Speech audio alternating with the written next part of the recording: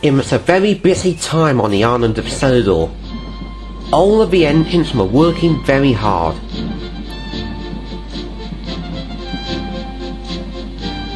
The old cottage was going to be turned into a bed and breakfast hotel, and there were lots of jobs to do.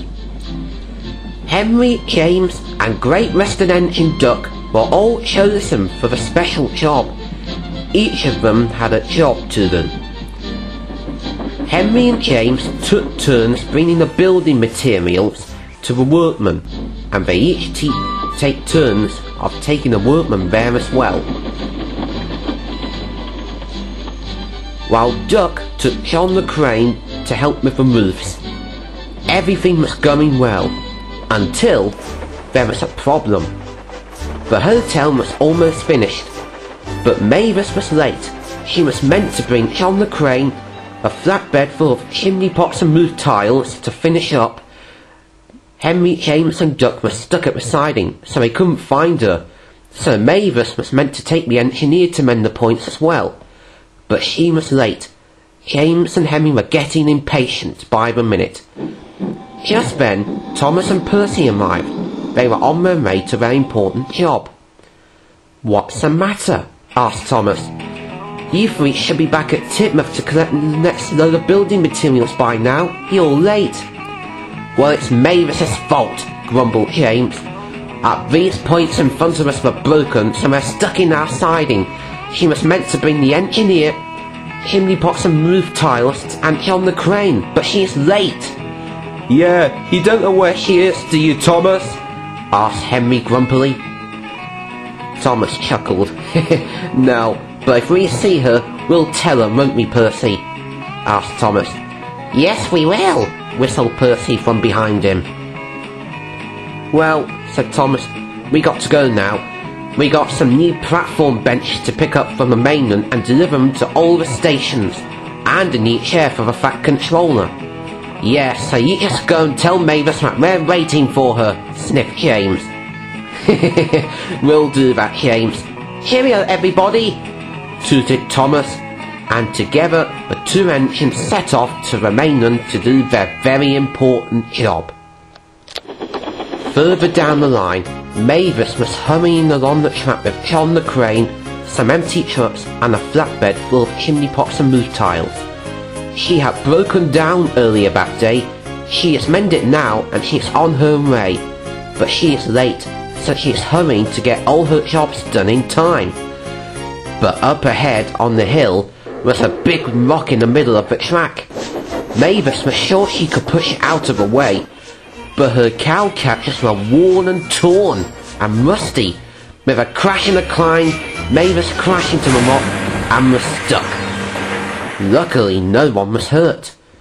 Mavis's driver examined her. "You've damaged your old cow catchers and you've broken your front wheel, Mavis," he said. "Now we're stuck." "Oh, bother," grumbled Mavis. "Now what am I going to do?" Just then, Thomas and Percy arrived at the scene. They were very surprised to see Mavis stuck on the tracks. "So that's where Mavis has got to," wheezed Percy. "Shush, Percy, she'll hear you if you say that," wheezed Thomas. "Hello there, Mavis. We just passed your waiting entrance down the line. Henry, James and Duck. What's the problem then?" "I've got a broken wheel, but my driver hasn't got Jack to repair me." "Oh, that's no problem. You leave it to us," wheezed Thomas. "But it will take a while, unless we could get a third man to help us." And that's what happened. Terence arrived. "Hello," he said. Thomas's driver told the farmer all about Mavis. He and Terence said they would be happy to help Mavis. Thomas's driver went to find a jack and a wheel brace. Now let's have a look here.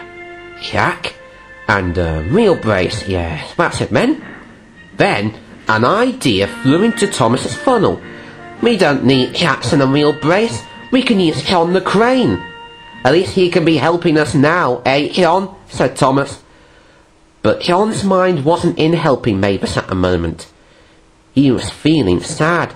He gave a big sigh. "What's the matter, John?" asked Mavis.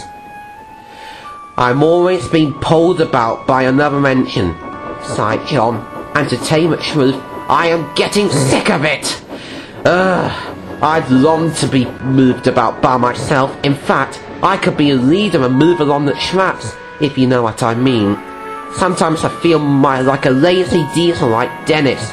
Plus, the big engines always make fun at me because I don't have an engine and can't move by myself. Oh, don't listen to them big engines, which Thomas. You're a really useful crane, John. For one thing, you're part of an emergency crew, and second, you help us back on the tracks when they're derailed. I know, Thomas, said John, but it would be so nice to move by myself for once, instead of always being pulled by an engine and go to where an engine wants to go. Soon they got to work. Thomas took Mavis's train to a nearby siding on the other side of the hill to put her empty trucks away, and then he took John and a flatbed of chimney pots and move tiles to Mavis to lift Mavis up. But John's coupling, and John rolled down the hill. Thomas gasped, but he knew what to do. "Percy, catch!" he called. Percy was puzzled. He didn't know what Thomas was talking about.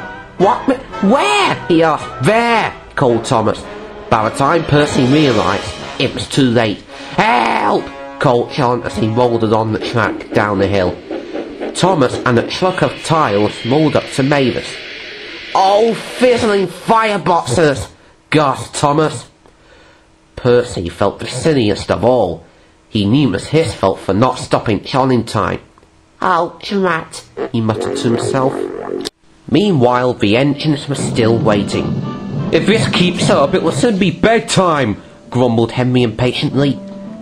"Diesel engines are never on time," sniffed James snootily.